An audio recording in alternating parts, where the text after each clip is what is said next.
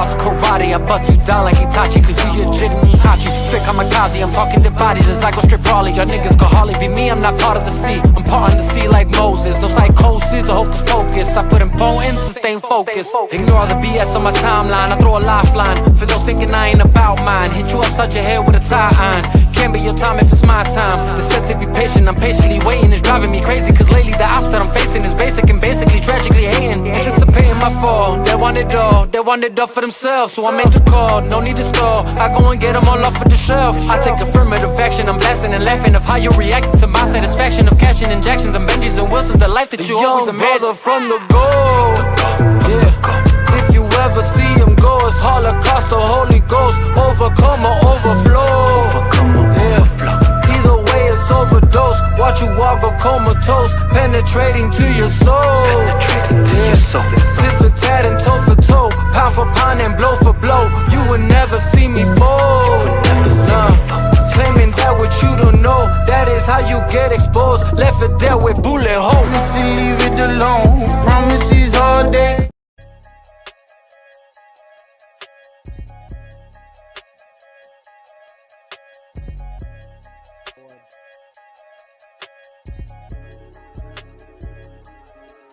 We going up, shit going down. We lighting them up, you best hit the ground. Shooting them up, one after round. When there's blood in the air, you better not dare to come around town. Father, please forgive me, have mercy on my soul. Fools keep trying to test me and I will never fold. It's the way that Wendy raised me, the city of the gold. Load them up and let them go, load them up and let them go, load them up and let them fly.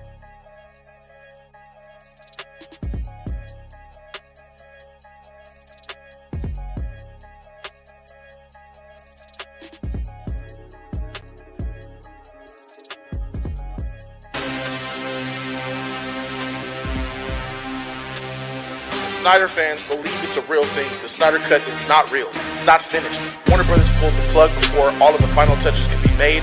It's not going to get released. Oh, what an amazing feeling. Name another fan base to raise the ceiling. Over 2 years, you know we held it down. Nothing you can tell us now. The Snyder Cut is coming out. Nothing you can tell us now. The Snyder Cut is coming out. Yeah. Release the Snyder Cut, be the movement, keep it moving. 28,000 strong, we keep improving. We ain't never did this here for y'all amusement. Fighting for what's right for the Snyders is what we doing. Stood united with Zach, we believe in his vision. Supporting AFSP, we believe in the mission. To know that your life has purpose. Know that to fight for what's right is worth it. We fought against impossible odds. We fought for an honorable cause. We made it happen, y'all deserving applause. And I ain't saying that to be prideful. Just proud of all the things that we've accomplished. Now the feeling's delightful. Keep ignoring all of those who are spiteful. Thinking we feel entitled. Twitter fingers got me reading a knifeful. Nothing changes under the sun, but it's done cause we won. Zack Snyder's Justice League is the title. Whoa. So according to the sources, Warner Bros. HBO Max will not be releasing Snyder's Director's Cut of Justice League. Oh, what an amazing feeling. Name another fan base to raise the ceiling. Over 2 years, you know we held it down. Nothing you can tell us now. The Snyder Cut is coming out. Nothing you can tell us now. The Snyder Cut is coming out. Yeah. I need all the recent Snyder Cut family to stand up. I hope participated, now put your hands up. The American Foundation for Suicide Prevention. Nerd Queens and Meg who did the Justice Convention. All the YouTubers that never failed to mention the existence of the Snyder Cut in every session. Also the fandom's RT Snyder Cut account. The admins of the page who did a numerous amount of work behind the scenes to avoid all the clout. Even gave us the round tables once we figured it out. From the billboard in Times Square to the plane in the air. All the hashtag events, the retweets and shares. All day and night there was no time to spare. Cast and crew members, this moment is also theirs. Those who stayed woke and those who stayed aware. Those who were passionate and those who really cared. We're talking about the release the Snyder Cut type weirdos. Oh, what an amazing feeling. Name another fan base to raise the ceiling. Over 2 years, you know we held it down. Nothing you can tell us now. The Snyder Cut is coming out. Nothing you can tell us now. The Snyder Cut is coming out. Yeah. I'm hearing they claim we'll regret it. Now that is a shame. Hey, who is to blame? Your lies you invented, our truth was our flame. Hey, see we ain't the same. Y'all were chasing the clout. Y'all did it for fame. Hey, but we changed the game. Now don't you forget it. Remember the name. Hey.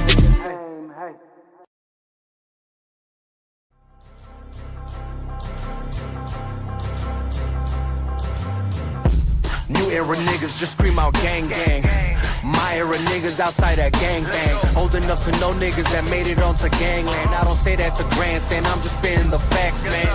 New rappers too busy just making sing-alongs. My raps will have it going savage like the Viacom. You don't want the smoke, homie, then your weed is strong. Good to see you smoke along to that Cheech and Chong. Boy, you be jamming, bro. You be jamming, bro. Bro, I love your songs, dog. I'm just sitting back here like, God damn, another one. I just gotta remind everybody every now and then. You know what I mean? Yeah, no, bro. You be jamming. You're Puerto Rican, right? Yes, sir. Yes, sir. I love the Latino influence on hip hop, dog. I can't even front. You know, I can't even front. You know how it's kind of like an argument with Lord Jamar and Fat Joe right now on who invented hip hop, where hip hop came from, but you really can't deny the Latino influence on hip hop. For sure. And the way from the beat selection to how y'all flow, it's different but great. You know what I mean? Even like when Big Pun was out rapping. Big Pun could rap with like 10 black dudes, and he might have the best verse. You know what I mean? Right. You listen to his CD, he got some hard ass beat selection. You know, with his skills is crazy. You know what I mean? But when I hear you, the flow is like you can tell you speak Spanish, and you're flowing though. It's nasty, bro. I love that influence though. I can't front. I can't front. That song you got where you did it has the Go Deep Cup on it. You gotta send me that link, bro. I would listen to that song like throughout my regular day, bro. That's one of the I love that song, bro. Oh no, for sure, dude. I got you. I'll definitely send it your way, man. That's definitely one of my favorites. Send me that link. Actually, it's funny. A lot of people say that. A lot of people say that. They're like, "Yo, something about that Go track. That shit just, I don't know. I like that one." Bro, that song is hard. That song is hard, though. I can't even front. No, for sure. I appreciate it, brother. Appreciate you. You know, no problem. Yeah, that's you know, that little Go Deep. You know what I'm saying? That's a little Easter egg in the intro. You know what I'm saying? Just in case you don't know. You know what I'm saying? This is where it all starts. You know what I'm saying? Hell yeah. This girl I was talking to on the last podcast I was with. I was like, yo, I'm somebody want me to be on their podcast. Somebody gonna interview me, and she was like, what? Like, why are they gonna interview you? She don't know this part about me at all. You know, she don't really know nothing about the Snyder Cut movement. And I'm telling her, I'm like, I don't know. I mean, I do this like kind of movie review shit, and people like my opinions or whatever. And she was like, all right, send me the link. I'm gonna watch it. So she watched it. She didn't really like when she finished. She didn't give me like feedback on if she liked it or anything. So then she was like, she told me she liked that song at the beginning. So I was like, hey, did you see that Go Deep cup where he was pouring coffee in? She was like, yeah. I said, that's my shit. That's my shit. You know, like everybody had that cup. You know, I can't. I don't know how to say like the shit that I've done, but when I saw that Go Deep cup, that was it. I was like, yeah, that's me right there, you know? Hell yeah. Hell yeah. You know? I appreciate it, though. In the famous words of Uncle Roger, for you. But, dude, you know, obviously, like, I hit you up last night because I was like, yo, shit's going crazy right now. You know what I'm saying? Like, hell yeah. Which rightfully so, you know what I'm saying? Like, it's not even like it shouldn't surprise nobody. You know what I'm saying? It's kind of funny to see people like, you know, up on the fence about it, like, you know, like, oh, I don't even, like all this hate or whatever, and it's like well, why can't we all just get along, whatever the case may be? All these like, you know, excuses when rightfully so. In my mind, I'm like, you know, I thought somebody was trying to get in here. When in my mind, I'm thinking like, you know, you guys act as if like this wasn't happening since the beginning, right? Like, it's just that it flipped now, right? Like, it's just when you guys were like badgering us and trying to shit on our movies, and you know what I'm saying, which didn't even it doesn't even add up, right? Like when you look at all the like hate that those movies got, but like then when you look at the success of those movies, it doesn't add up. You know what I mean? Right. So it's funny though. Now the roles have switched, right? And now it's like, no, now since you guys thought you had something to say about our movies that we like, we have every right to say whatever we want about your movies that you might like. You know what I'm saying? And you can't dismiss it and say, "Oh, you guys just are hating on it." No, we are critiquing it for what it is. Like, you know what I'm saying? Like, we're saying that's not true. Even in the trailer, we're picking shit out of the trailers. Like, look, this is trash. You know what I'm saying? Like, this is garbage. Whatever. You know what I'm saying? We're pointing at the numbers. Like, this is a lie. But you know what I'm saying? Like, everything we're critiquing on is just true. You know what I'm saying? Like, everything was true. So it's just funny to see like this weird like, what is going on? My bad. I'm like hearing this noise in the background. I don't know if you hear it on your end, but I almost. No, I can't hear it. Okay, bet. As long as it doesn't interfere with the plot. But so like I don't know, man. Like what I just know that obviously like I'm just a little charged up because obviously I see all of us online right now. We're just all like, all right, hold on, like let's set the record straight. We're addressing the bullshit. You know what I'm saying? And right again, rightfully so. Like you can't just expect. Like I don't know what world you live in that you thought this wasn't gonna happen. You know what I mean? Like right. You know what I mean? Like exactly. I look at it like the great role reversal. You know, like the tables have turned big time, and it,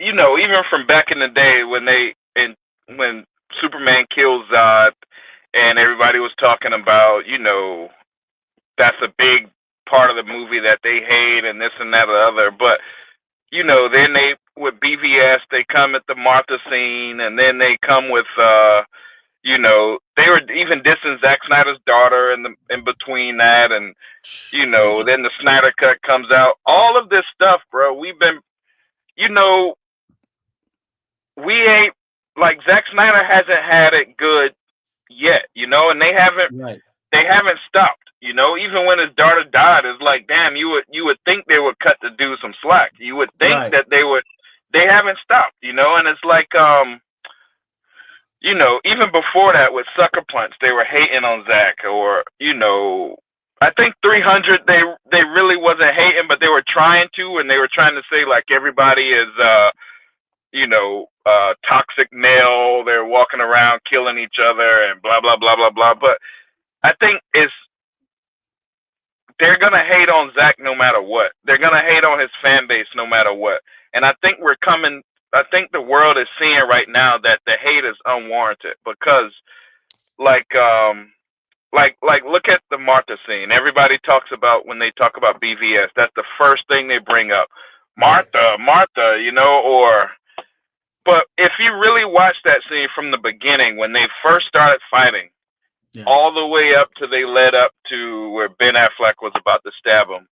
Right. That's the most beautiful scene in any comic book movie I've ever seen. You know, that's like wow. That's really like, damn, Zack Snyder really, really showed out.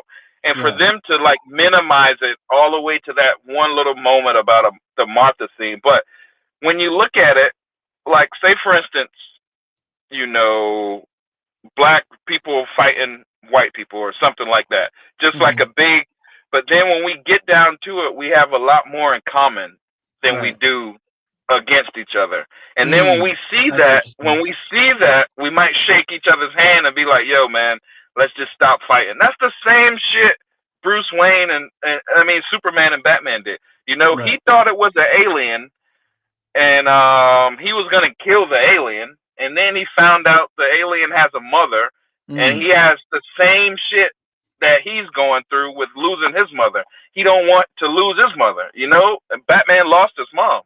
So he started realizing, damn, we got something in common. You're not just an alien trying to destroy the world. Let me not kill you. Let me help you now, you know? And that's the same.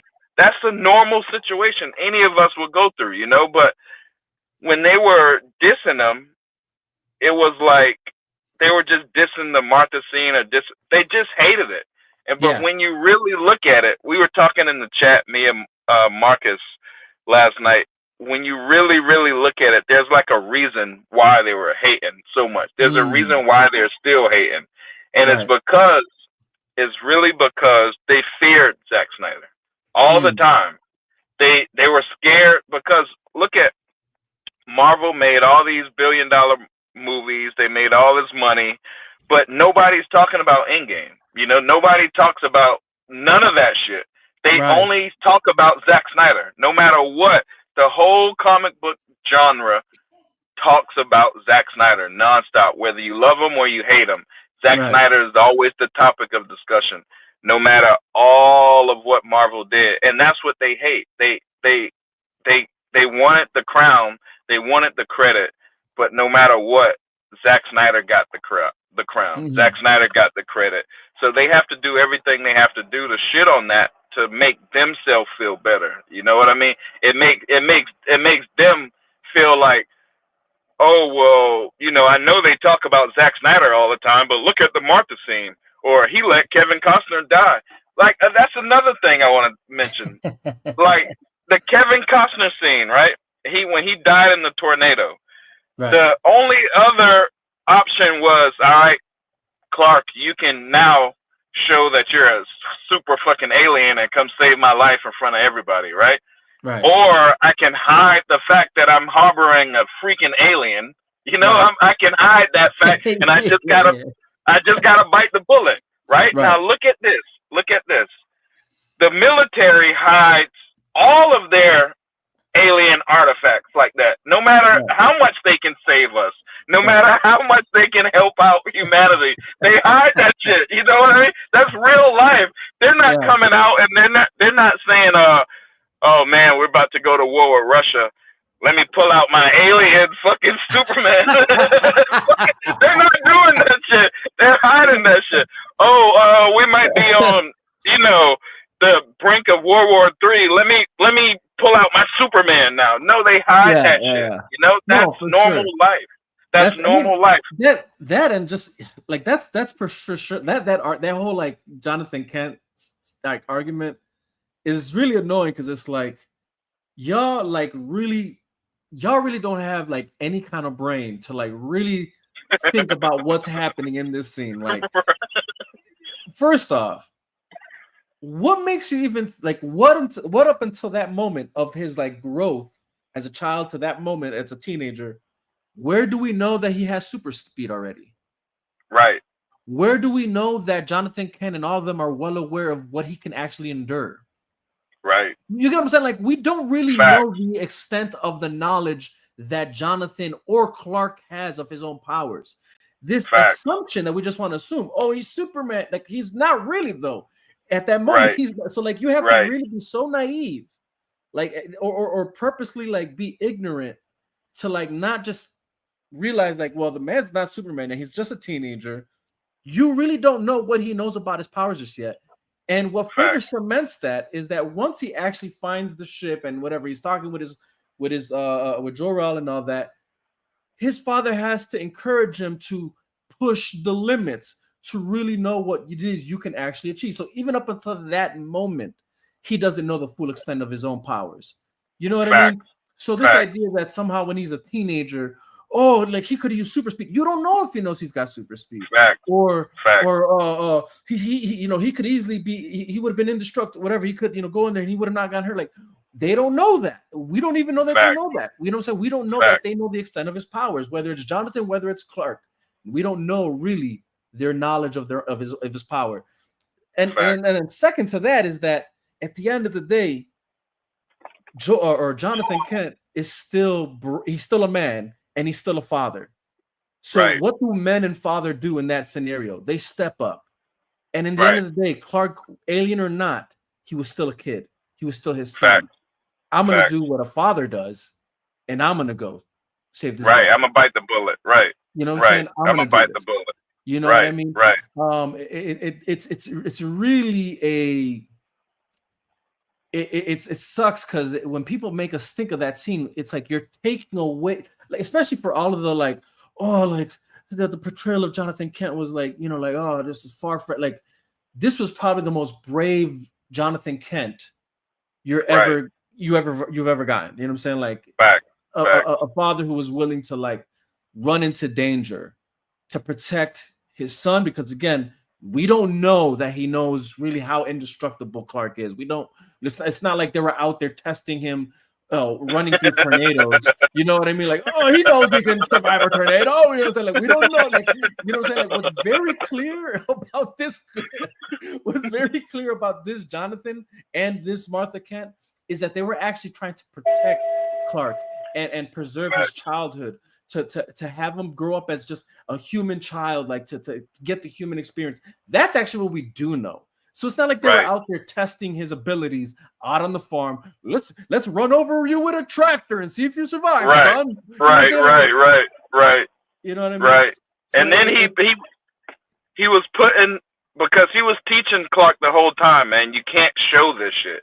You know, you can't show your powers. You know, I got a damn spaceship in the basement right now. You know, I can't. If the government finds out that I'm harboring an alien, my whole life changes. My wife's life changes. You know what I mean? And the world's life changes, right? That's the other aspect of this. That's why he said the people's notions of what they believe to be true is going to change the moment you come out. This is what I'm saying. Like, you guys undercut really the amount of courage and strength that Jonathan Kent actually had in considering considering his son's safety, considering his family's safety, and considering the world's safety for that matter, because he just knew the world's not ready for this. Like, mankind isn't ready for this. So it's like when you really compile what this man was actually facing, you know, just speaking about Jonathan, what he was facing as a father, what he's facing as a husband, and what he's facing as a human being. It's like, bro, like, no, this man was on another level. Let's see. Gino says, can I add, I'm remembering Zach having to take a break for a family tragedy, and they thought they could do it. Right. Matter of fact, I'm going to touch on that for sure. All right. 100%. Like, so just to even like get back to this whole Superman L, because it's really, when you really consider it, it's somewhat of an L. I mean, look, here's the thing. I'll give credit where credit is due, right? And that's that. Okay, you guys saw your little 120. Good for you guys. You know, like, for you guys that really want this to succeed, good for you guys. Like, you got it. But you know you're lying when you're saying that it did better than Man of Steel. You know you're lying when you're saying that it's the best Superman movie ever. I mean, again, not even by a long shot when you're actually comparing it to the best Superman or best Superman as far as success movie ever. Because I mean, I don't know if you've seen what I've been putting out there on Twitter, but and I kind of alluded to this yesterday on Sales Thing, and that's that, you know, we're talking Man of Steel, which I can see why we feel the need to compare those two, right? Because we're thinking maybe Man of Steel is a launch of a certain universe, and this is maybe another launch of another universe, whatever. So we're comparing launches, maybe that's the reason we feel the need to compare those two. But in actuality, when you're actually seeing what James Gunn is doing with this Superman, the actual movie we should be comparing it to is BVS, because story-wise, that's where the movie is. You get what I'm saying? Like, we're not looking at an origin story, right? So for that reason, I'll even give that. I think that gives more credit to Man of Steel. Like, Man of Steel did better numbers, or if you want to be the person that argues that they're close, even if that's your argument, let's just say that. The reality is that Man of Steel achieved that with Superman being the only hero alone in that film, being an origin story at that. Not any other superheroes to make it look to be more appealing, to fill in the seats and all that. Like, it was just a Superman movie, no other heroes to carry it, and it did numbers. When you're looking at this Superman movie, it's not just Superman. They had to bring in Green Lantern. They have to bring in Hawkgirl, Mr. Terrific, Ultraman, or whatever the other guy. You know, let's say all these different moving parts to sell you this movie, and it's not even beating that movie. But again, Fact. I don't even think this is the movie we should be comparing it to, considering not only because of the story where it's actually at, but then the fact that again, WB and whoever is like in charge of like promoting this stuff, this is the best, most successful Superman opening box office weekend for a Superman movie, and in my mind, it's like, I know everybody's using Man of Steel, but like even that's not even the best opening box office movie for a Superman movie. The best one is actually Batman versus Superman, and this movie didn't even reach anywhere near its toes. You get what I'm saying? Like it's not even anywhere close to what actually the most opening weekend box office was, and that's BVS, which is a Superman movie. It's a Superman story. It's the death of Superman, a Superman story. It's a Superman movie. That's my whole point. And that's actually the movie that I feel James Gunn thought he can do better than. Because again, when you're looking at what James, the story he's bringing, it's essentially somewhat like the same, the same stuff, right? It's Lex Luthor, upset with Superman. Let's introduce all these other characters at the same time, these other heroes to introduce the Justice Gang, not even the League, the Justice Gang. So no, that is a fact. That is a fact. It's more comparable to BVS. It really is. You know what I'm saying? Like, it's not an origin movie at all. Like from what I'm hearing, at least, because I wouldn't know. I haven't seen it yet. Yeah, fuck that. I ain't watching it. I mean, like I said, it's like I'm only watching it 2 ways or 3 ways, I guess you could say. Fire Stick. If it's on the Fire Stick, all right, I'll see it there, because I ain't gonna lie. Part of me, there's a conflict in me where it's like, I know I'm not liking this movie already due to the trailer. I everything that I've seen about it. I know I'm not liking it. There's the part of me that is kind of in conflict or convicted a bit of like, but you haven't watched it, so you can't properly critique it. I do have that conflict. I ain't gonna lie. Like, no, I do. You know, I do too. Yeah, so that there is that, but so that's why, like in my mind, I'm like, all right, if it's on Fire Stick, I'll watch it. If or when it comes out on Max, I'll watch it then, so I can give it a proper analysis. Even though I already know I'm not gonna like it, but to just give it a proper analysis, I do that. And then I've said, if any of my friends, if for whatever reason they want to torture me and take me to go watch this movie with them in theater, like, all right, but y'all got to buy my ticket, because I just refuse to pay for a movie that I know I'm not fucking with like that. You know what I mean? Like, I'm just saying now, so that's the only way I'm watching this movie. And again, it's more so to just so I can satisfy that, like, okay, I saw it. I can give you the most purest, honest critique that I can. Doesn't mean that I can't critique the trailers that I saw, the scenes alone that I just don't fuck with. Right. And it doesn't mean that we can't critique pretty much the bullshit campaign going on right now about trying to celebrate the film for what as if it's like the best Superman movie out there. And and that's just, again, and then you're surprised that we're here like. Yeah, no. Let me add to that too. Like, and let's go back to 2013. Like, me and you, we knew who Zack Snyder was. Sucker Punch, 300. Watchmen. We knew Zack Snyder. The world didn't really know Zack Snyder. Zack Snyder right now, in 2025, Zack Snyder is like on Super Saiyan 3. Zack Snyder wasn't even a Super Saiyan back then, right? You beat Goku. Right. He was just, you didn't even beat regular Goku, bro. And this is peak James Gunn. You know what I mean? This 2025 James Gunn. Right. This is as strong as This is as strong as James Gunn is ever gonna be today. Yeah. You're doing Superman. You're like Frieza level or whatever, and and regular Goku beat your ass. You know what I mean? Like, you know what I mean? If Zack Snyder was to put out a Superman movie today, there's no way it make 120 million. It's gonna do that on day one, bro. It's gonna do 120 on day one.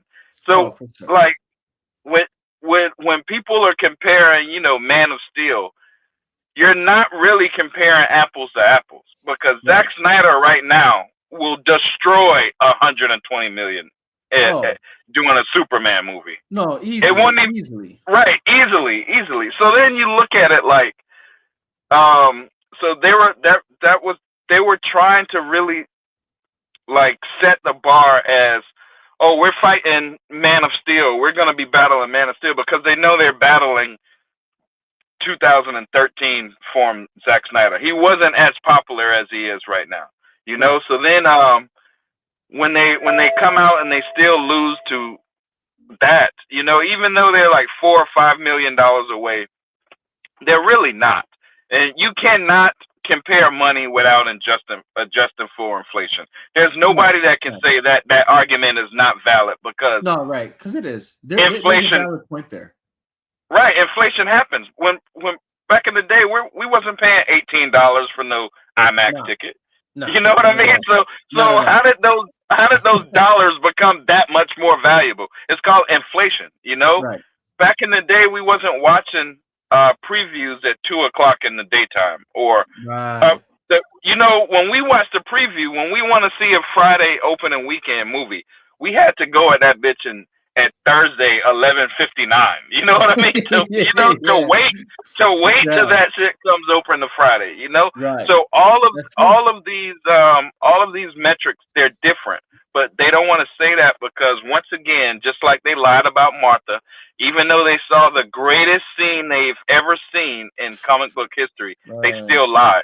You know, even though they know they're losing, they still lying. These people, I'm not gonna, you know, they understand how marketing works. All you have to do is say something, you know. All you have to do is say it. It could be like James Gunn could have put like a literal piece of shit on film for 3 hours, and they would have lied and said, "Oh, this is the greatest film I ever seen," you know, and it was nothing but a fucking turd the whole 3 hours. They still would have lied, bro. They still would have lied. That's what we gotta understand. These people are lying no matter what, bro. No matter what they say, they are lying because it's more of a it's like a mental experiment. These guys cannot feel less than, you know, they can't feel like they lost. And that's what it is like, you know, they can't feel like that no matter what. When what was that? Endgame or Infinity War, whatever, when they started copying Zack Snyder, the Russo brothers. Civil War, technically. Well, yeah, Civil War, exactly. Even though that was so freaking obvious, they still wouldn't admit it. They still don't want to admit it. They still so what we got to do is we have to know, and Warner Brothers should have stuck to their guns and just let Zack Snyder ride, but they believe these guys. Nobody should be believing these guys.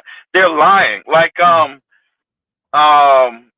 Twitter, bruh, I have this shit figured out. There's no way that I'm arguing, or not even arguing, because I don't even really give a fuck. There's no way that I'm defeating thousands and thousands of Marvel fans. But I know one thing, and I know the most important thing, bro. You're lying. No matter what you say, since 2013, you've been lying. All of that hate on Zack Snyder, you've been lying. You know. So then once I just call them out on lying, then their real emotions come out. Oh, fuck you, you're a clown. I'm like, bro, I didn't insult you. You know, I didn't do no, you know, like, you're lying. All of this hate has been, I don't know, there's a reason for it. And that the real reason is Hollywood wanted to get Zack Snyder out. And we can't go deep because you understand this shit. So, like, if we look at it, let's you know how Hollywood, their movies are pretty much like propaganda, and they have a lot of propaganda in it. All right. So at the time Zack Snyder was going through the situation where the country was changing. You know, if anyone knows politics, the New World Order was kind of taking a hold on America. So it was no more like old school America where there's a strong male character. There's a strong male in the household. There's a strong masculine character. That was changing where let's say we call them globalists. There's globalism versus nationalism. Nationalism is like Trump. Nationalism is like America because America was considered the strong, like military kind of male, masculine, toxic masculinity, whatever. And Watchmen, the movie Watchmen, explored this greatly. So America was making a lot of money on wars for oil, pretty much. So the world was teaming up ever since World War II to kind of go against America. So they had to kill toxic masculinity. They had to make remember on the end of the Watchmen movie, there was like an electric car sitting outside of a building. That's basically, the electric cars are to stop the oil. America's lifeblood is pretty much oil. So now you see in real life, you see Elon Musk, he comes with his Teslas, and Joe Biden, he comes and he gives a mandate that all these cars have to be electric and all of this. But he was doing it to Detroit, the new Charger has to be, the Dodge Charger has to be electric by 2026. The Dodge Charger is the farthest thing from being an electric car on the planet. You know what I mean? But what it is killing the American business. It's killing that. So Zack Snyder was always like, don't bow to the overarching power structure that's coming to your country. Whether it's Xerxes, whether it's Ozymandias, whether it's anybody, don't bow to that guy. Stick to your roots, stick to your country, stick to your essence of who you are. Even actually, it's funny you're saying that, because I think what probably further even pushes that message also when you're looking at BVS, Lex Luthor, right? The idea is to get Superman to bow down to him, and then he says, now God bows to my will, right? Facts. And who does Lex Luthor represent in that film? And then it's the thing, and that's the thing he says. He's like, not just that, it's that power you're talking about. That he says, what is he says? You know what the oldest lie in America is, Senator, and that's that power could be good or something like that, or something like that. Like I'm probably butchering the line, but it's along those lines where it's addressing that issue of that power that wants to be absolute power over, over that which it feels threatened by, right? And in that movie, what he was threatened by was the likes of Superman and what Superman embodies, because, and again, whether people want to look at Superman as non-political or not, like it doesn't matter, because the creation of Superman is within the very fabric and ethos of what America is supposed to be, right? Like that's why truth, justice, the American way. Whether you like it or not, that it was that for a reason. And it's kind of questionable why they decided to change it. I mean, it's not questionable. That's just a whole deeper discussion, and I know I only got you for now. Yeah, we know. Yeah. But it's just that nonetheless that Superman does represent that. So for Superman to bow down to Lex, it's that power that you're talking about, trying to bend the will of America to his will. To, what I'm saying, and that's what we're seeing right now, right? Which should be the spirit and the will of America that's supposed to like resonate and ignite in each one of us. It's obviously being countered by other forces for sure, like whether on the cultural scale or things of that nature, political scale, economic scale. And I believe when we're looking at what Zach was doing, it's just, all his films do show that, right? And I think that's, or at the very least, even if you don't want it, maybe let's just say you're the person who doesn't want to admit that, you know what I'm saying? But at the very least, what you can't argue is that Zach for sure was presenting a thought, provoking thought into the very conscious of his viewers to strike these questions and then consider what is for us to consider what is right or what is good, what is democracy, what is freedom, what is truth, what is, you know what I'm saying, like which even the idea of having a free mind to think these things is a threat to what you can argue most of Hollywood has been trying to suppress or snuff out or quiet as much as possible without getting caught with their hand in the cookie jar, for that matter. But it's interesting because so that might be too deep for some people to acknowledge that, right? To realize that that's a factor here, right? And then so they snuff out because again against, and actually this goes back to this question or this what was stated earlier, this comment, right? He said something about, here we go. Okay, come on.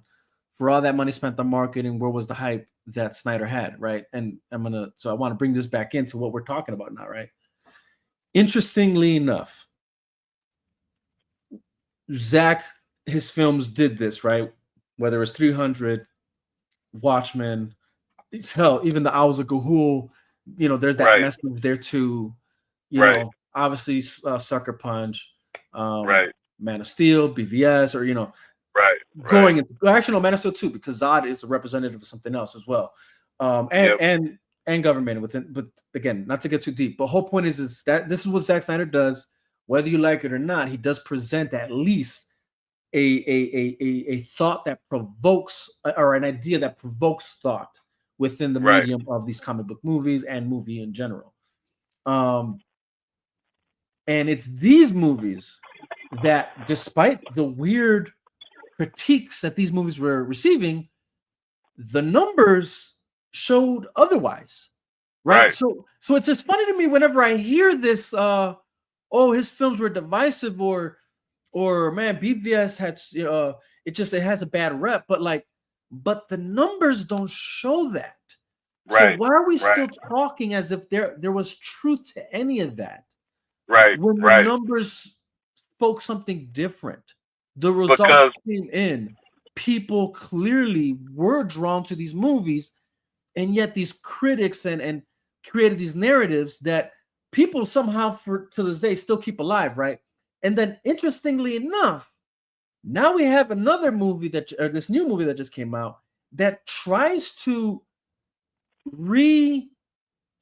what's the word I'm looking for? Like reimagine what BVS tackles, but in such a way that it misses the mark, like by a long shot. It's not even close, because they thought that they could try and imitate something there, but the problem is you don't have the substance that film has to why it was well received. One, two, it's not even close, right? And yet somehow you're trying to create this narrative that this is the right film. This is the one that should be praised. This is the most successful Superman movie, even though it is not by a long shot. And again, this is just by the reviews alone that I've seen talking about this film. And I know some of these people that I even see critiquing this film, and I'll give credit where credit is due, are people that were really hyped about it, and now they just realize, like, okay, it was just all hype. You know what I'm saying? Like, and now I see the movie for what it is, and they're speaking truth to light. All that to say that this movie for sure misses the mark on so many aspects of what made BVS great. But I'm saying, like, again, back to my main point, is that I feel that this movie was actually trying to replace this BVS, because again, BVS is the actual champion Superman movie. So like that holds the title really for the best Superman movie out there. That's the movie James Gunn's Superman was trying to take out and replace, Right. and actually failed to do so by a long shot. That it didn't even that it barely even touched the shoes of Man of Steel, right? Right. But again, it goes back to that point that why was there a you know, we know why. I'm asking this question for you guys to think about it. Why was there this effort to compress and snuff out these other movies that's, you know, the Zach did, that were making good money? It's not like they were failures. They were very successful. BVS. And they were amazing movies. They were amazing movies. Right. And yet snuffed out. And then here we come years later, decade later, and somehow this is the cream of the crop. All of a sudden, this is the one they want to lift up. And I think it's a two-parter. I think it's what we're saying. I think it's that if we go deep, it's that this movie isn't a threat to the status quo of what we're doing. That's one. And then two, it's not that they're just too prideful to admit they were wrong. It's just that they don't have a good reason anymore, right? Right.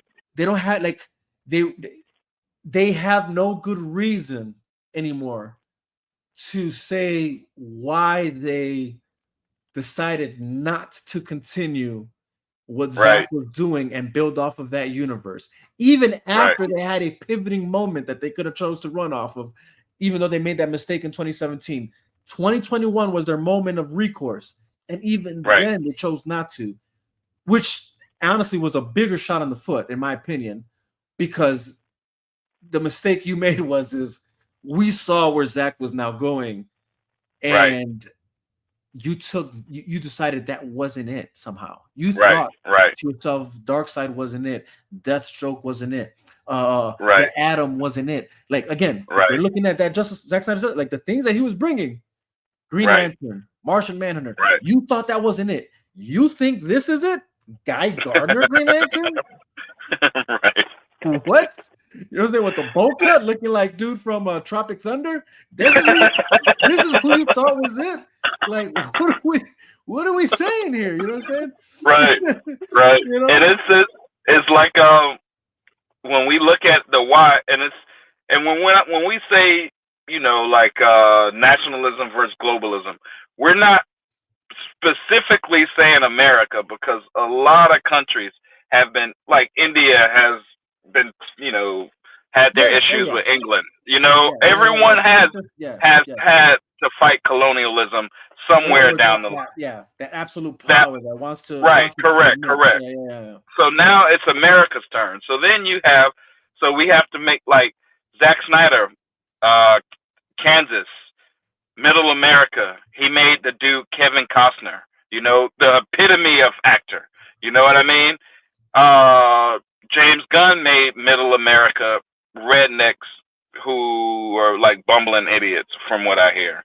You know, because that's what he thinks. What you can see, really. Right. From what I can see, that's what he thinks of us. That's what he thinks of America. Then when he first came out, his first real promo press piece, he said, Superman is a representation of America, and we're in a down time right now. That's why he keeps getting his ass beat. That's why I'm showing him, you know, with his ass beat. But why not show him as a stand-up guy and give us something to feel great about? Why not show him as, you know... like think about this though. Think about this. What you're just saying. Think about that question. And I don't know if this is where you're going with it. I could be wrong. All right. Because this was something that I was thinking, actually. Now that you're saying it, because this is a certain talking point amongst people that are promoting this movie. Like, oh, we need a Superman. We need a Superman now more than ever. Where we're at as a people, like, we needed a Superman move. Like, we needed a Superman to rise us up from whatever, and this is what I'm trying to get at, whatever supposed ashes we're living in right now, right? Right. It's this idea that, we're in so much turmoil right now in America because Trump is president, and and all these things are happening, and we need Superman more than ever. So this is why you should go see this movie, because we need Superman, because we're living in troublous times. But like, are we? You know what I'm saying? Like, facts. To who? You know what I'm saying? Like, to who exactly? Facts. You know And that's like, what that's been like, you know, and I'm not just saying Trump. Anyone who's a nationalist right now is going to get shit on. RFK is trying to save our life from, you know, all this, you know, viral stuff and bad stuff in the food. They're shitting on him because he's a nationalist, not because. So you got to look at it.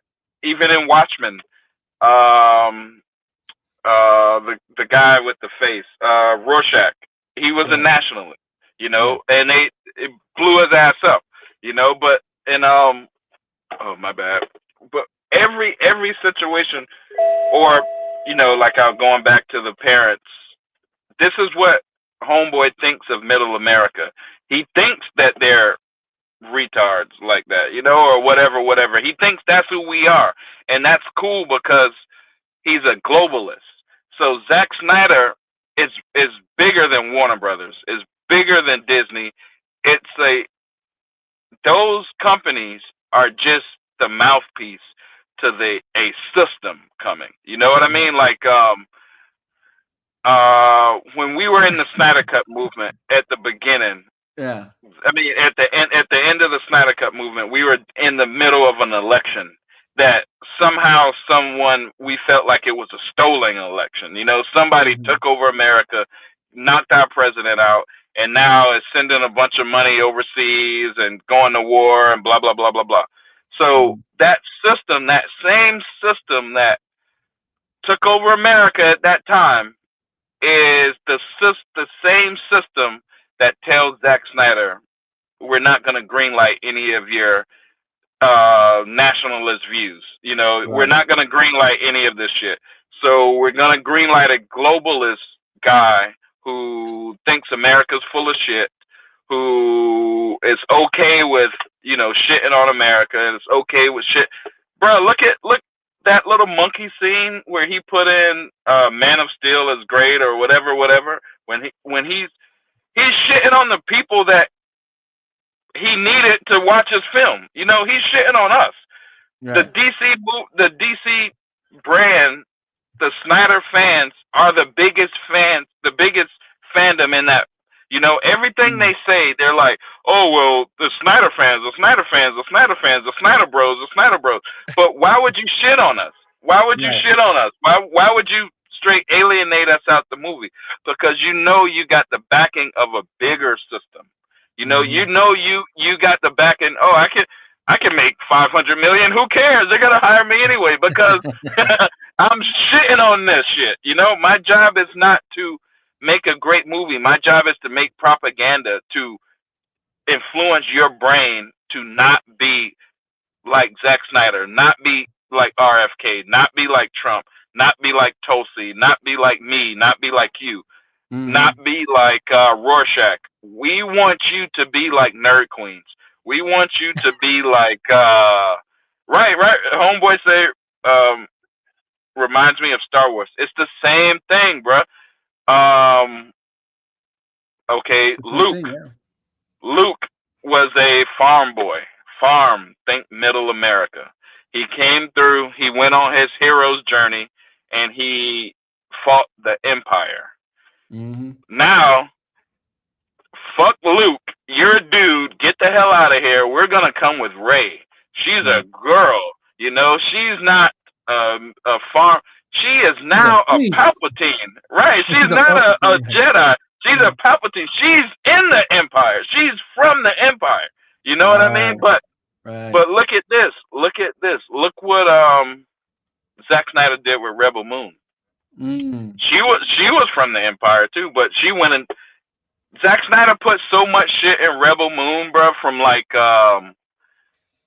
you know, the Mason symbols where the you know, he did a lot in Rebel Moon, but heavy symbolism.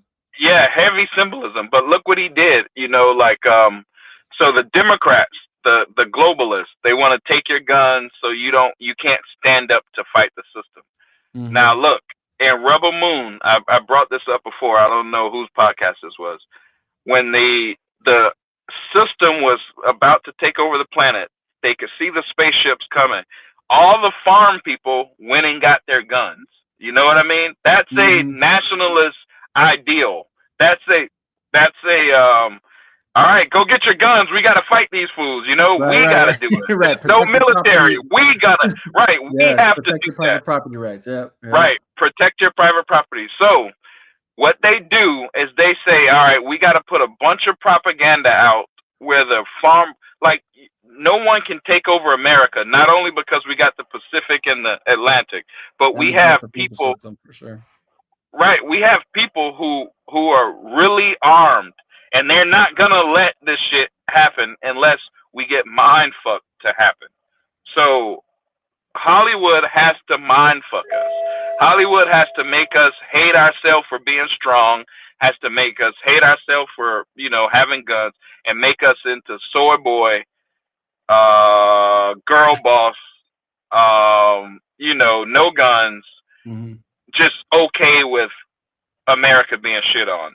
So Zack Snyder, we can't let you give people the mindset of being a strong American. James Gunn, you're hired. No matter how much money you lose, James Gunn already lost $100 million with the Suicide Squad. You know, and if you look at the Suicide Squad, the original David Ayer Suicide Squad, look at the ending. All of the people got together. The Mexican guy, the black guy, the white girl, the immigrant. All of them got together and say, "Yo, man, there's a overarching power that we all need to come together. That's a foreign power about to destroy our country. And if we don't stop fighting each other, we need to come together to stop this." Right. So let's get David Ayer the fuck out of there because you're teaching people too much shit. Let's bring in James Gunn, Suicide Squad, or you lost $100 million. You still got hired. You got pedo tweets. You still got a job. None of us can have pedo tweets, bro. You know what I mean? None of us can tweet out pedo shit and still keep our job. Unless there's a huge system backing you. He knows that, bro. Bro put monkeys in his shit, typing hate. Right, that's supposed to be us, bro. We all know the connotation of what a monkey, what they used to call us. You know what I mean? We know that.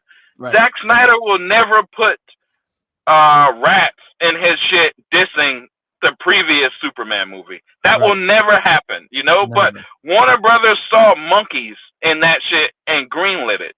Why? They thought it was good, They thought it was good. Why? Because there's further beat down of us. That's further beat down of us. Bruh, what we're looking at, when people don't know about the New World Order, they need to study this. The reason these movies are getting so much support, the reason these people are going to lie their ass off, because there's a whole system that's coming in that has to weaken the strong American toxic masculine male. That's what Zack Snyder represents. That's why he got, you know, they probably told him you'll never work in this town again, and they probably shit on him until he had to leave, you know, and because what he represents, you know. No, for sure, and I would even just to kind of like elaborate even on that idea, right? Because I imagine maybe you're from I don't know, Brazil, maybe you're from, I don't know, Lebanon, or maybe you're like whatever, and you come across this and you're thinking, like, what the hell does that have to do with me then? Right? Like, how does that you know what I'm saying? Like, why should I care? Because I'm not, you know what I'm saying? What does that, you know, because here's the thing. Interestingly enough, right? Even though like we know what these things represent, right? But even in these moments of these movies that we're even mentioning, the threat is it's like, it's not that it's that if it succeeds here, right? If the attack is successful here, then best believe the world is fucked, right? Facts. That's why it's always a world threat, even if it starts here, right? Like in those movies, Facts. right? Like technically, Facts. right? Like what Suicide Squad? It's in Detroit, right? Like if I'm correct, right? Or no, yeah, right? Midway, no, it's something. Yeah, Midway City, right. But it's essentially America, whatever. But it's a threat to the Right. world, though, even though it's happening in America, right? But if it happens here, it's whatever. It's and again, same thing with General Zod attacking Metropolis. I mean, granted, what are the chances? You know what I'm saying? Like that's where, like, you know what I'm saying? Like he doesn't have to do Metropolis, and it's not like it's not like it was ever clear that he did it just because that's where Superman City is at. Like, no, none of that is clear. But you do have to wonder yourself, why Metropolis? You know what I'm saying? Why the United States, whatever. But and then even in other movies, let's just say that do that again. It's that it's still a global threat. It's a threat to the world, and yeah, at the end of the day, the idea is that these heroes are fighting for the overall safety of the world, whatever, preservation of the world. But the thing is the concept, the idea here, for a moment was until recently, where now it's there's this ideology that apparently, America's evil. So, but before that, the idea was America is the city on the hill, shining a light, a beacon. America was the beacon of hope, for the rest of the world, for what what democracy looks like, for what a true nation that's free, a people that is free, the melting pot, yeah, the melting pot, free for private entity, private industry, whatever, without the government controlling us. Like we were that beacon for the rest of the world. So that's what it's insinuating, when even if the threat is happening in the US, and even if it's that the threat is in America, for whatever the case may be. But best believe if it fails here, then everyone's fucked, because the reality is there's no country in the world even that's as free as we are. That's just a fact. That's just a fact. That's a fact. You know what I'm saying? Like there's just no country in the world that's as free as we are. You know what I'm saying? And I'm not saying that we're perfect. I'm not saying that we're absolutely free. No, I mean, to a certain degree we're not, obviously, but that's another conversation. That's a more complex issue we're talking about here. That can involve spirituality, how you view that. Does that place anything, any kind of hold on your mental, on your framework of this thought, right? Like, are you truly free if you believe in Christ till his coming? And that's when you're really free, you know what I'm saying? Like, so that's a deeper question, but on just like, how do you say, constitution to constitution, or versus your, whatever governmental doctrines you have that govern you, there just isn't a freer country on the world than us. So if we fall, everyone else is fucked. You know what I'm saying? So like that's why it is a testament to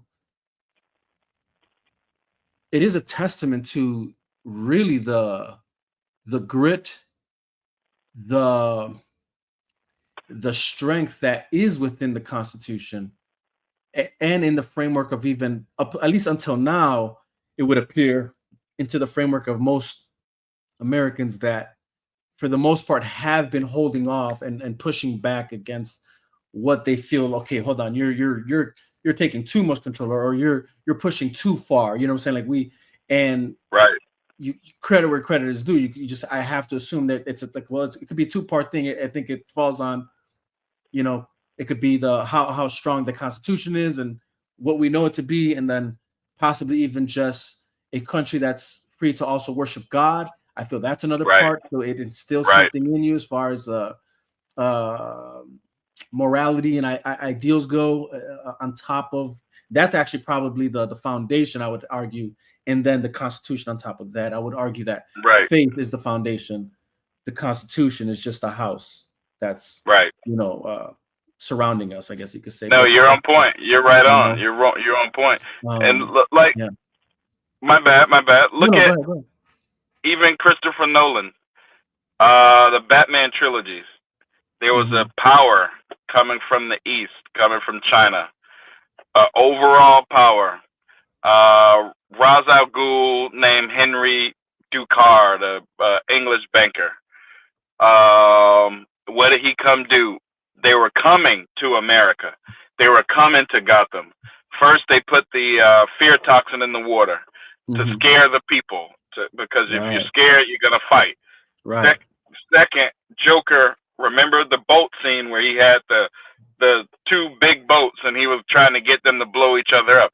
That boat scene is the same exact scene as the Martha scene. You know, that's the same exact thing as the Martha scene. When they had, you know, the inmates were on a boat and, you know, one of them had to press the button and the other one was going to blow up. That's the same shit as the Martha scene. And then they figured out, oh no, man, you know, let's throw this shit out. Let's not fight. That's what Christopher Nolan was telling us. And then Bane, right, we're all the same. Then Bane shows up, puts the world on lockdown, puts America on lockdown, frees the degenerates to go overthrow the power structure, the rich elite. All of that shit is happening, bro. All of that is going on in life. So you see the Democrats, they're saying, oh, you know, we need open borders, we need, you know, prison, whatever they do when they let people out or whatever, all this shit. But all of that has happened before in other countries, and the results is always fighting.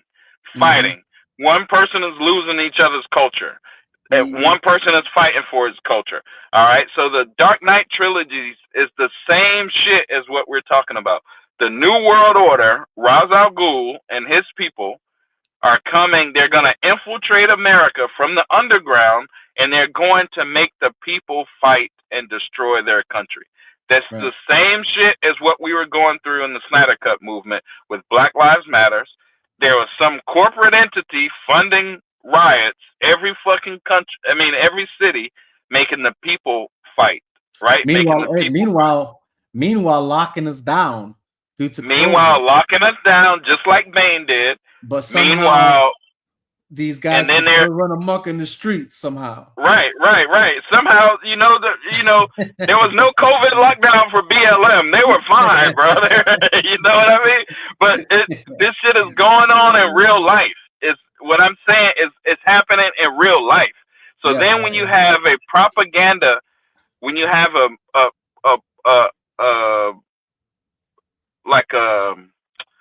art is so powerful that it could make you think.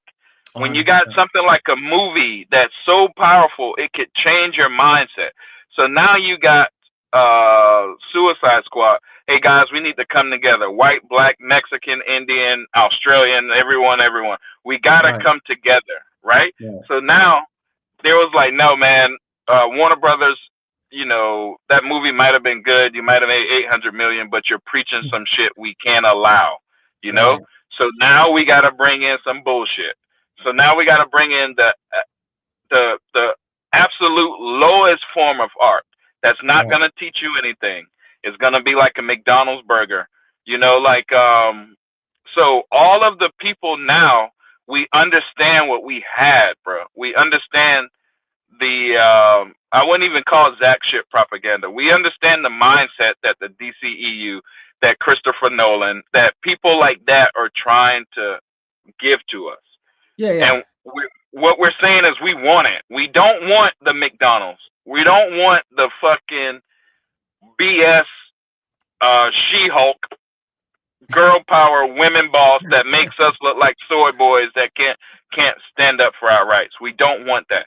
So they have to make sure we don't get that. They're not going to give us this shit until we ask for it. Like I used to say all the time, the world has to be ready for a Zack Snyder movie.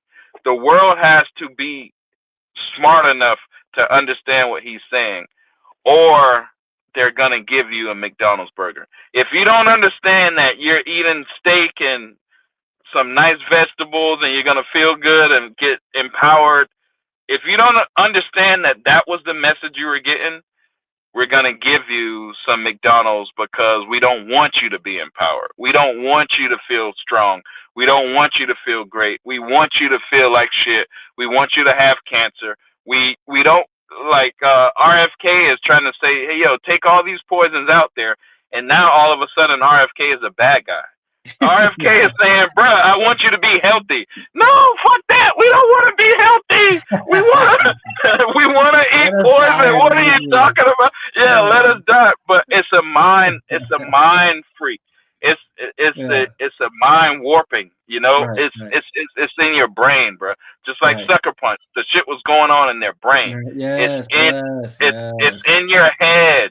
You have to like all right. If we watch all these podcasts right now about talking about comic books, they'll still shit on James Gunn movie, but they will also shit on Zack Snyder shit. They're like, oh, I tried to watch BVS. I hate that shit. I hate Zack Snyder shit, but I hate this James Gunn shit too. No, bro. How do you hate BVS? How do you hate that? Because, and I want to say this, more DC fans, more of us need to make podcasts, bro, because they're tricking our brain. These Marvel fans are, all of these podcasts out right now, most of them are Marvel fans. They're gonna shit on Zack Snyder no matter what. Even if they shit on this new Superman also, they're also gonna shit on Zack Snyder, right? But if there were more fans like me and you to do podcasts, and I'm gonna take credit for this because Lethal Geeks, they're on fire right now. I told the Lethal Geeks they need to be doing a podcast. It was me that pointed them in the direction of podcasts.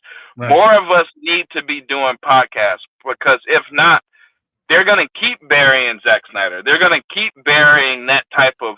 I heard this dude say today, he hated BVS. He tried to watch BVS again. And in the same sentence, he says, oh, but I love Thunderbolts. And in my head, I'm like, bruh, we can't let you talk no more, dog. We can't let you talk no more, bro. Yeah, your podcast privileges have been revoked. You know? That card away. Sorry, buddy. Right, like, take that shit away, because you're shitting on, like, the health of the... Right. Yeah, your podcast shit is revoked. And that's why I'm looking at it like, more of us need to, or we're going to be listening to Marvel guys tell us how to live. Oh, fuck Zack Snyder. I hated Man of Steel. I hated BVS. I hated this. Oh, you know, they'll talk shit about James Gunn too, but they're not empowering us at all, you know? They're not empowering the people that's listening to them at all. People that's listening to me and you right now, they're going to be empowered to stand the fuck up and be a man once they get off of this podcast. We need more of that shit, bro. We're strong on Twitter. We're strong on the internet, but we need to be strong in the podcasting areas as well. We need to be stronger in this type of medium right now, because if not, the health and the wealth of our manhood is at war. And there's nobody sticking up for it, bro. There's nobody sticking up for this shit except me and you. You know, there's a few people. You can watch a whole podcast, and the whole 3 hours is going to be on some dumb shit. Nobody's going to be empowered, you know? There has to be more of this shit, because Warner Brothers is not greenlighting this shit. Disney is not greenlighting this shit. Sony is not greenlighting. Universal, maybe. There's still kind of some good shit, but Warner Brothers used to be that company. They used to be that put out Frodo, that put out the Matrix. You know what I'm saying? They used to be that company. Then the new Matrix come out, and they're all soy boys with green hair doing some dumb shit. You know what I mean? So now we gotta take this in our hands, bro. Like we may have sunk James Gunn's Superman. We may have made it flop, but there's gonna be another one, bro. Before they give us some Zack Snyder, some RFK shit, there's gonna be another James Gunn come in. You know, there's gonna be Supergirl 2 or Supergirl. Now she's a drunk superhero that, you know, flies around the red suns so she can be drunk and be, you know what I mean? That's not super, bro. That's not super. We don't. Right. We got that is degenerate culture. Mhm. If I can make the whole American culture into nothing but degenerates, it's gonna be easier for me to take them over. That's Yeah. the whole point Yeah. of all of this. So all of the lies that we see on Twitter, all of the lies that we see in these trades when they totally skip over Man of Steel and say, "Yo, this is the number one Superman movie." They're all lies, bro. They're all Yeah. lies. But what they're doing is making sure we don't get health, wealth, strength, masculinity. They're making Things that are sure gonna we actually don't get feed us. that shit. Right. Right. Correct. No, 100%. You hit that on the you really hit that on the nail right there, because that's essentially what it really is. That's what it comes down to, because it's like nothing else makes sense, Right. because again, if you were interested in making a profit, those movies were profitable. Right. So clearly that wasn't your incentive, Right. Uh, and if you had some sort of interest in actually doing right by your your consumer base, your fan base, then you would have already also just done that. But clearly, that's not what you're incentivized by. So Right. then it's like, then what are you incentivized by? Right. What Propaganda. what is it that pushes you? Right. What is it that makes you say this is the route we're gonna go?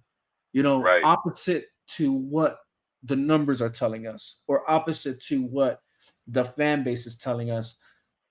Because I can guarantee, like what you said something about Marvel fanboys, I can guarantee you, and because I've been saying this for a while now, and that's that if and I've said this for a minute, is that if this movie does decent, if it does good, it's not because DC fans went to go see this. Like, at least not the entirety of it. I'm sure there's some, what I'm saying? I'm sure there's some Right. DC fans that they just whatever, oh, it's Superman, I'm gonna go see Superman, sure. But Right. the majority of people that are gonna go see this movie are Marvel fans, like that are Facts. James Gunn fans that just Facts. want to see him does, like they just want to see what he's gonna do here. It's not because again, here we are, we know, and I'm not trying to say that we are, but we are, though. I'll say this: we are the majority. We Right. are the majority. Right. You know what I'm saying? Like, Right.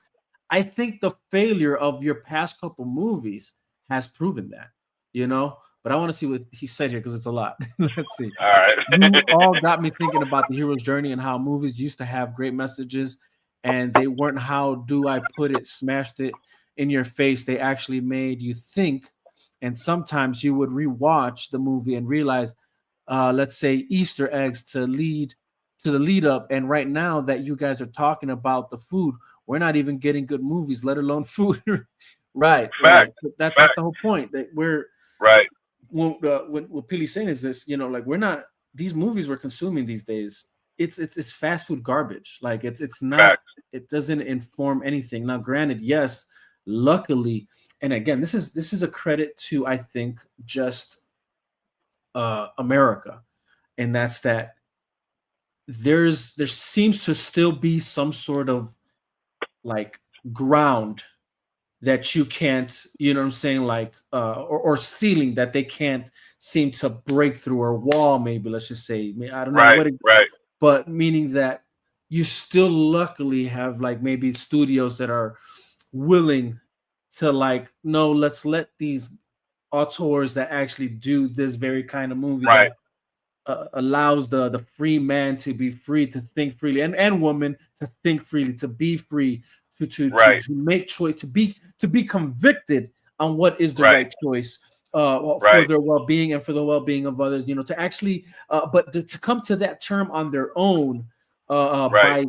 by the message that's in here, not by a forced message, right? Because there's Right. a difference there. I want to stress that out too, right? Because it's like, one can argue, oh, well, a lot of these movies, right, they push forward some sort of righteousness, right, of acceptance, right? Like, come on, all accepted, or but It's a Right. facade, because in the notion of Right. them saying that, or the message being that, there's still this version, there's still something they have to reject, right? The evil that they have to reject. Right. So like, just to, and not to get too deep into that, but this idea that come all welcome. It's a cute idea. It's a cute idea, but there is some falsehood right there, right? Because like clearly, and this is what again, going back to when you're talking about movies like BVS or like Nolan's films, hell, even like a Scorsese film, Todd Phillips, I'll give him his credit for the Joker shit. Yep. The idea of presenting that we are in a constant conflict between Fact. what's good and what's bad, what's right and what's wrong, and Fact. that some areas sometimes are gray, right? Depending on where your life is in the moment. Like, you know what I'm saying? Like it's the reality of where human beings are, right? And is that where we want to truly be, or can we aspire to be somewhere better, right? Or be Fact. someone better? Fact. These movies that, like, you know, like someone like Nolan, Snyder, Phillips, Scorsese, all the good ones, the greats. Right. This is what they push forward. George Lucas, for that matter, right, with the Star Wars. Right. This is what they present that forces you to think to yourself, really, what it is that's good, what's bad, what's right, what's wrong, what is healthy for me, what is not. You know what I'm saying? Right. It truly does feed your mind, and some, I would dare say, feed your spirit as well. And these new movies aren't doing that. Gunn is not doing that. This and which is, again, which is the sad part when you're talking about a Superman movie. This movie should actually feed that very notion of the human spirit, rather than thinking to yourself, oh, this is funny, or haha, whatever, like dumb it down. Right. Even for some of the people that are trying to say like it inspires hope, and it's like, but how exactly do you think any of this inspires hope? You know, and this is why, like, I'm like, again, this is the part that's like, oh, I'm gonna stand strong because I do not want to give them my money. But this is the part that bothers me, is like, I just really want to see what the hell you guys are seeing. You know? Right. But it's like, but I refuse to give you guys my money. But that's the part that bothers me. Like, what do you mean? It's got something like, so like a part of me is like, I just really need to see this to like just to call out their live for what it is. Like, right. It would be easier, you know, to like, to break it down. I feel you. You know what I I mean? feel you. But and look at this. Yeah. Oh, my bad. No, go ahead. I'm gonna say this. I'll say this real quick, and then I gotta run. I'm gonna give all right. I'm gonna give a thought. All right. Lord of the Rings. Remember, the Kingdom of Rohan had a guy who was obvious a foreigner. The guy Wormtongue, whispering in the homeboy's ear. He wasn't dressed like them, so he was an outsider. He was obvious an outsider. He had the king mind fucked up. The king was in a mind fog or whatever. Also, the riders of Rohan, the big, masculine, strong men, were banished from the kingdom. So the kingdom was falling because the men, the riders of Rohan, wasn't allowed to be here, and I'm fucking with the king's mind, right? What happened to get that kingdom back flourish? And not even after, you know, when Gandalf came and he you know, woke the king back up and they banished Wormtongue and all of that, it still wasn't over. They still had to go fight a war. The Riders of Rohan had to show up at the end and help, right? It still isn't over. Most of us, Gandalf hasn't woken us up yet. You know what I mean? Like, the why, when we're fighting on Twitter that we don't want to see James Gunn's films, it's not really because James Gunn is a pedo and, you know, all this other shit. Is we don't want to be in that fog no more. We're trying to wake up. You have to know what this fight is about. It's a cultural war. This cultural war is in all of our shit, in our diets, and even these movies that we ingest is our diets as well. You know, this McDonald's that we ingest is our diets as well. So, podcasts like this is the Gandalf that's waking everybody up. That's knocking the king on the head with the staff until he wakes up and realizes, oh shit, I've been in a mind fog the whole time, and I'm about to let my kingdom just be destroyed. That's the same shit when they're telling you this, when they're showing you this shit. They're not saying. And hold on, I'll make another point with this Zack Snyder, because I was telling Homeboy about the Zack Snyder Rick and Morty shit, but I'll go to that in a minute. Okay. So then this when they put this in the movie, they're not saying literally we want you to see a movie that Gandalf hits a king in his face and wake him up. No, that's for you. That's for the viewer. That's for us to see, like, oh shit, maybe we were in a fog. Maybe our kingdom is in a fog. Maybe our strong men are banished for a reason. Maybe this is happening for a reason. And until someone wakes us up, that's why I said we all got to start doing podcasts. We have to take control of these narratives, not just on Twitter, but in the podcast form. When these people start talking shit about Zack Snyder, and then they're like, maybe 4KO or, the dude that says Wallet's closed, a few other people are pro Zack Snyder. But for the most part, everybody's against Zack Snyder.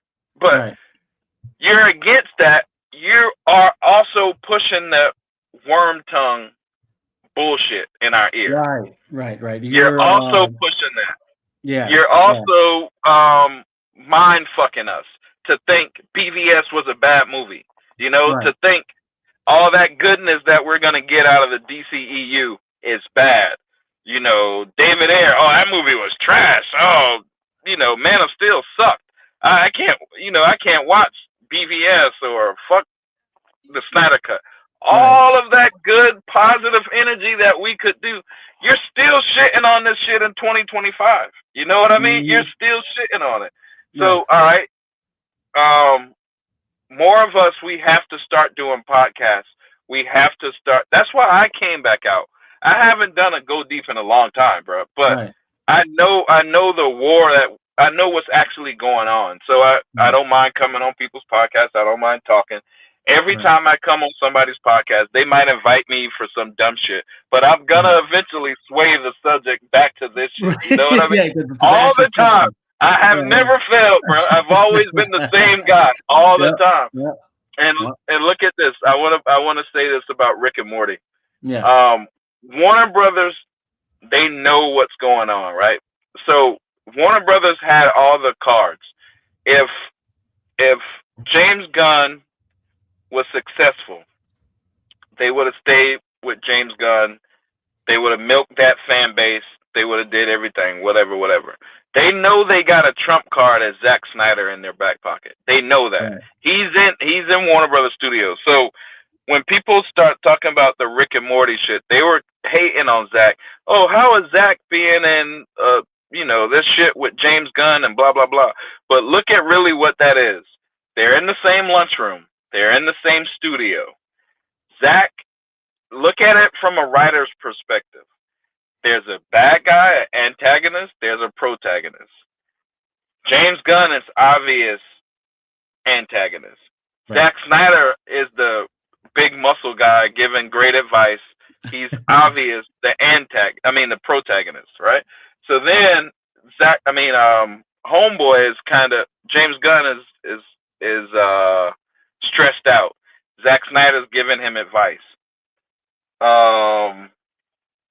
This is Warner Brothers saying they're still putting Zack Snyder in the zeitgeist because they know they can still milk that. They can still milk that card if they have to.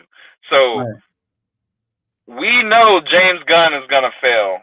But here, don't forget Zack Snyder. Don't forget Zack Snyder. We gotta understand marketing also.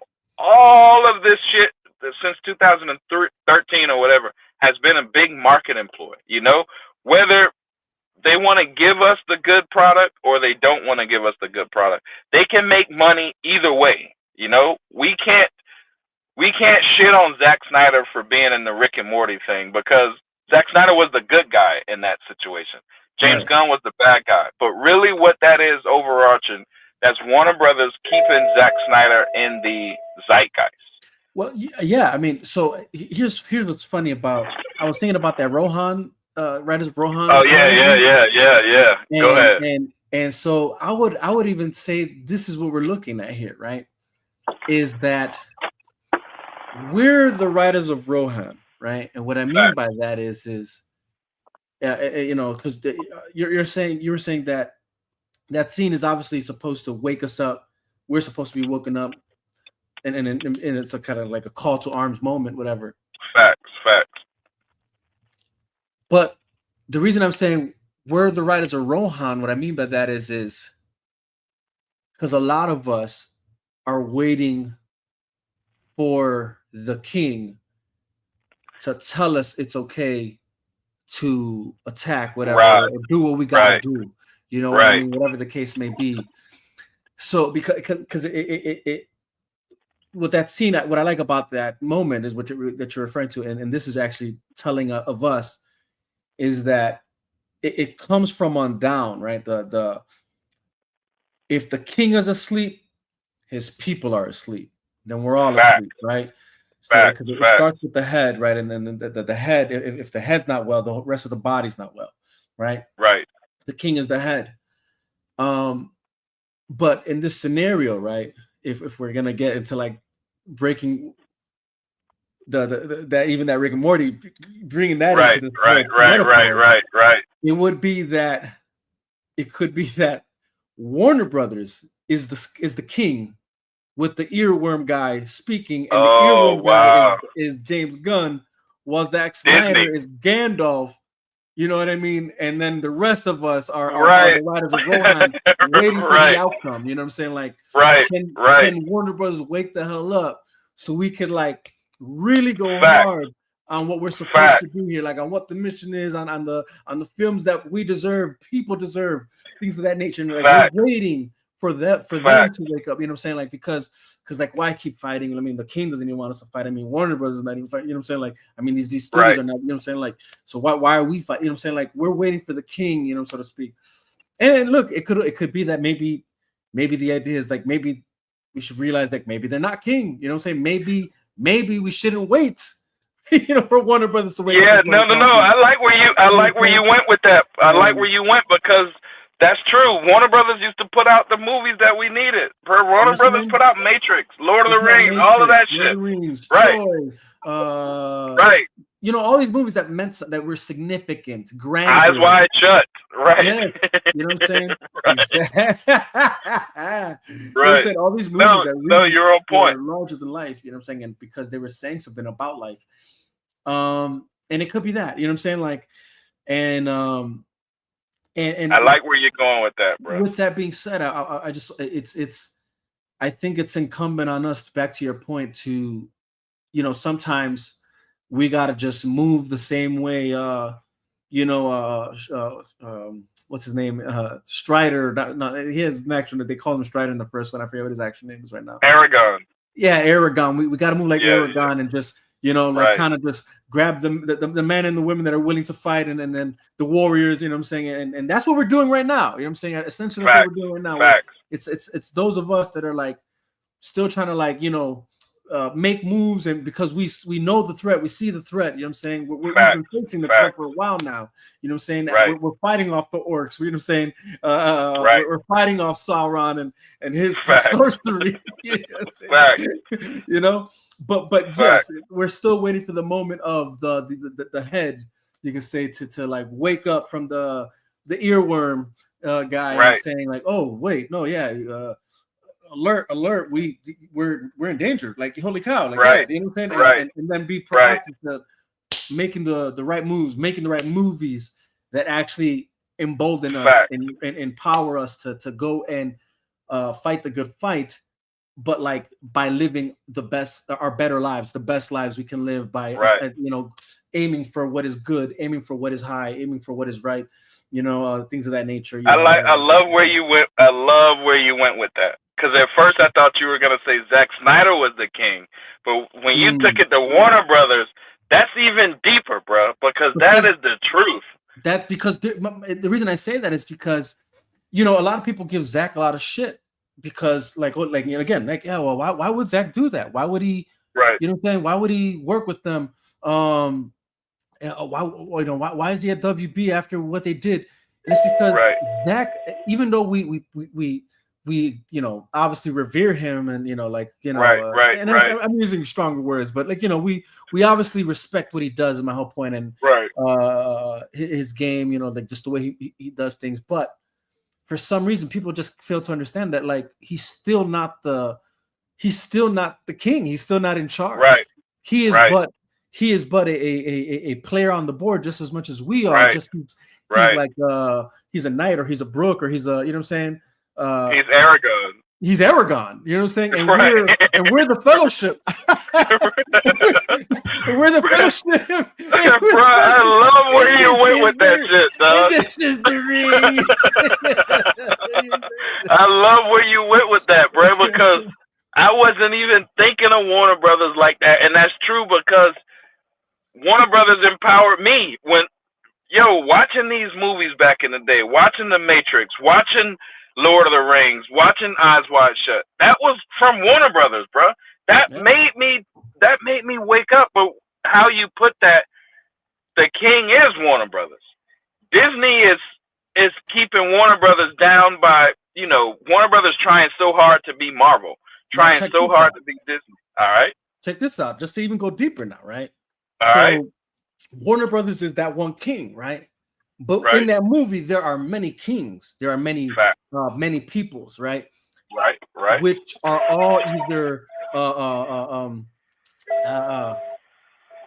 divided and or corrupted by the moves of Sauron, and then the greater evil, which is the all-seeing eye, whatever that, I forgot that power that guy, whoever Sauron works for and all that. It's been a while, but Saruman or something like that. Yeah. But each studio at one point where, in a point in time before Hollywood, which I guess you could say is Middle Earth, right?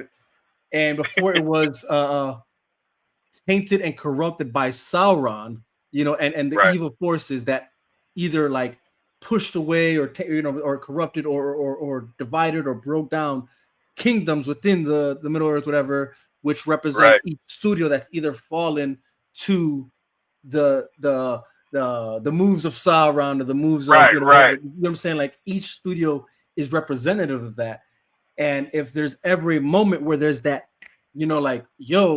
wake up, there's a greater evil, there's a greater threat that we've been blinded to. And in that movie where we all have to come together, you know what I'm saying? And fact. Actually face that, you know what I'm saying? Because again, it's it's Warner Brothers, but the thing is there was a point in time where Disney was putting out decent movies. There was a point in time where you know what I'm saying, every studio was actually putting out good movies with good messages. And again, I don't want to make it seem like everything has to be that, right? Because that's not what we're saying either. But we just can't deny that there was a shift, right? Where all of a sudden these films that were either popular, successful because they were on that grandiose level of a movie, but also at the same time, it moved you in a certain type of way that had you questioning your morality. You're am I right? Am I wrong? You know what I'm saying? Am I actually right here? Whatever. Okay, so this is what it means to be good. This is what a good guy looks like. Okay, whatever. All that.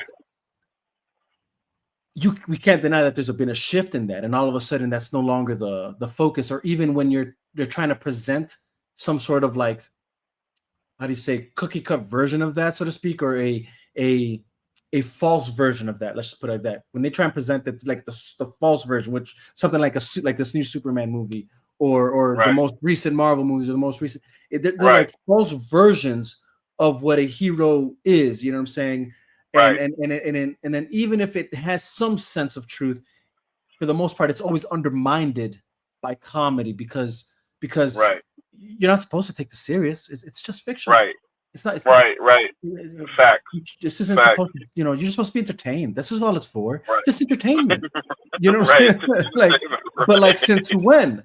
Since when has stories ever been just for entertainment? Since when? Right. Never. Right. You know? Right. And because that's always what had it a message. It Right. always has a message. A story gives you a message. You're supposed to walk away with something after a story. Fact. That's what movies Fact. are. Movies are stories Fact. given to us through that medium of a platform that's Right. we can visually consume it and hear it as well. So yeah. I don't want to keep you. I know you got to go. Yeah, no, you're on point, man. Yeah, I can talk to you for hours about this shit because you get it. You understand this shit. No, and not only could I speak, you can speak, and you got your point. That Warner Brothers shit was on point, bro. What you just said, that shit was on point.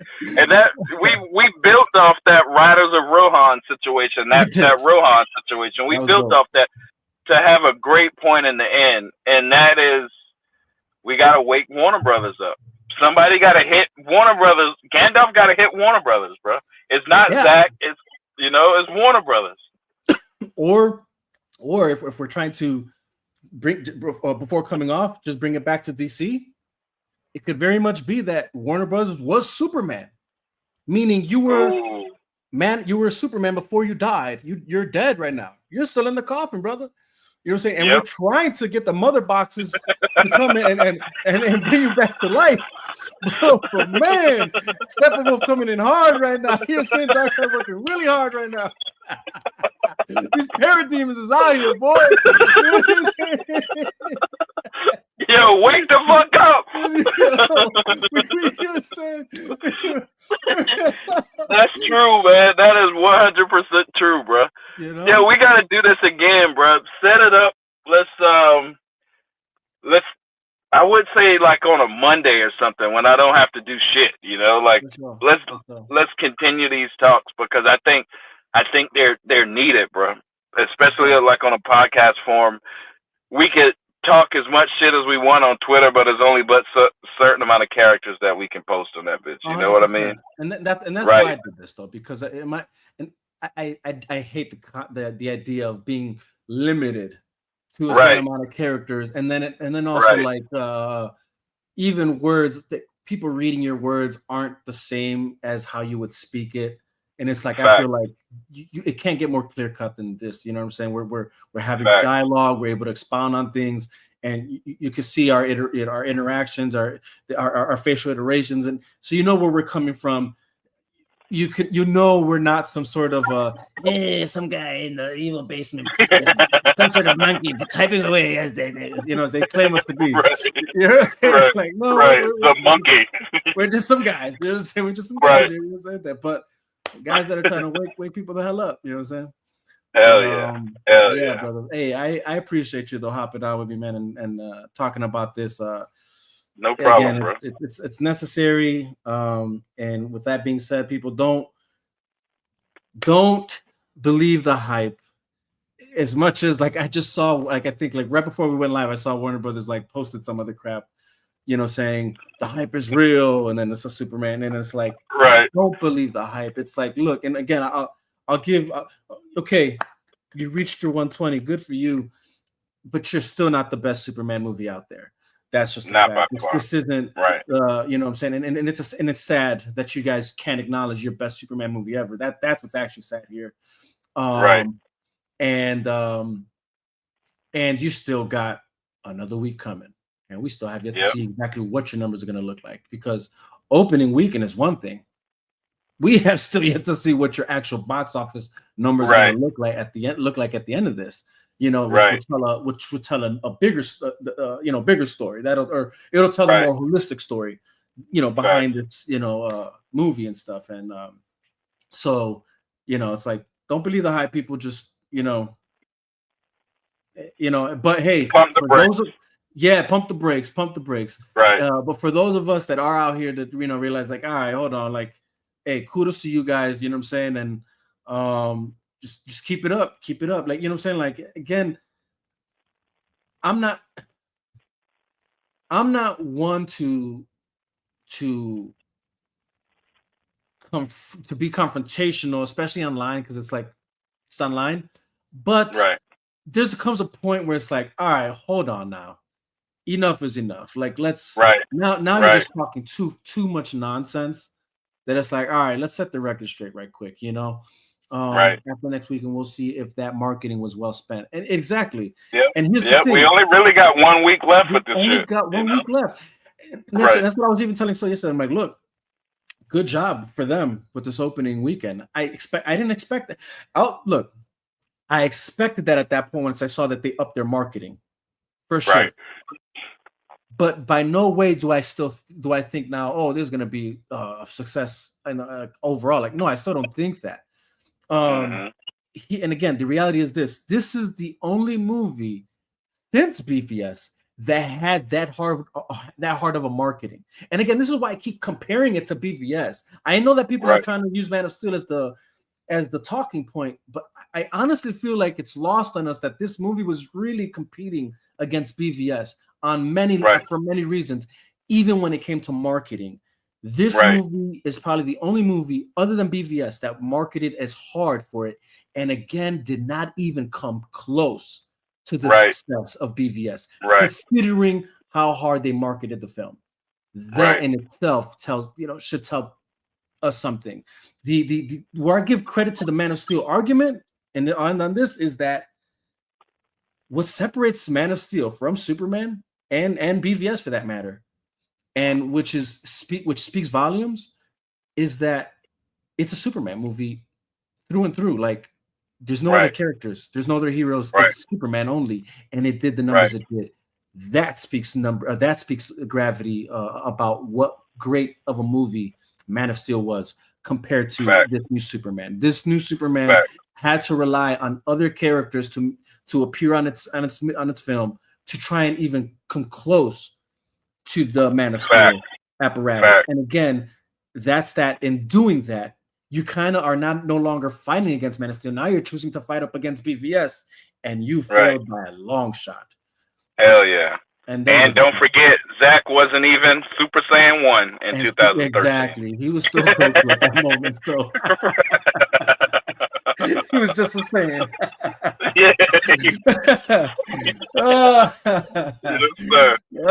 Well, hey, appreciate you, P. No problem, dog. We'll definitely do this again. For everybody who hopped on and was watching, appreciate you guys. Hit the like button, subscribe, follow. Same thing with Pili, Mr. West Ashley. You can find him on IG. You can find him on YouTube. You can find him on X. Matter of fact, do you have anything coming up? Anything you want to plug right quick before we dip? Because I know you got the Pirate Pili thing that you're doing, and I do photography like in Charleston.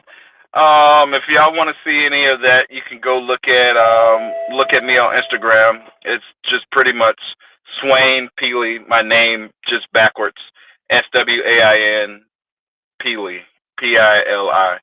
But or you can look at Pirate Pili Photography on Instagram, and that's pretty much what I do all day.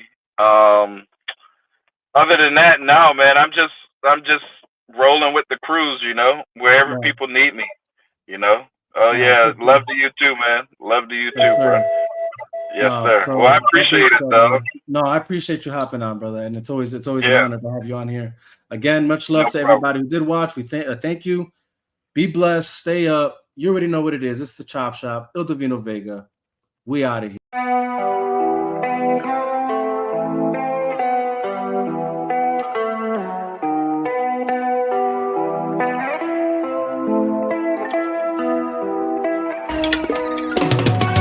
Lost karate, I bust you down like Itachi, cause you just jitting me hachi. Straight kamikaze, I'm talking the bodies as I go straight brawly. Y'all niggas can hardly be me, I'm not part of the sea. I'm part of the sea like Moses. No psychosis or hocus pocus. I put importance to staying focused. Ignore all the BS on my timeline. I throw a lifeline for those thinking I ain't about mine. Hit you upside your head with a tie iron.